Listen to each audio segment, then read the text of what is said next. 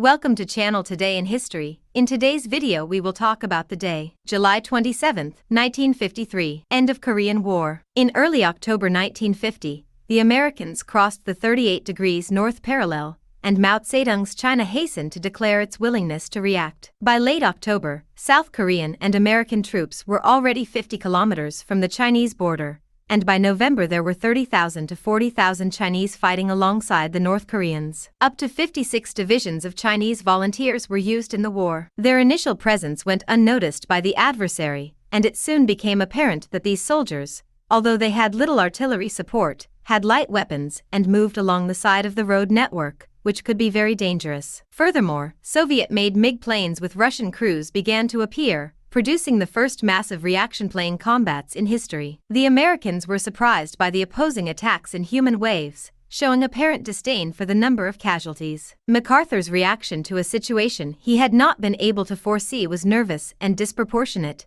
In a very short time, he complained that he was not allowed to bomb the enemy in China or the bridges on that country's border with Korea, even in favor of the use of the atomic weapon. Most American leaders have not considered this possibility. In January 1951, Seoul, the capital of South Korea, fell again, and, until March of that year, the situation around the 38 degrees north parallel was not re-established. Once again, the dilemma of authorizing or not allowing the advance beyond that frontier was presented. At that moment, the definitive conflict between Truman and MacArthur occurred. On April 9, 1951, the general was removed at the unanimous proposal of the American High Command. The last Chinese and North Korean offensive took place between the end of April and May 1951. It involved 700,000 men, who had about 200,000 casualties. Then, finally, the battlefront stabilized. In June 1951, almost a year after the North Korean attack, the Soviet ambassador to the United Nations proposed a military armistice, but the fighting did not stop definitively until November. Western intelligence and information operations have completely failed.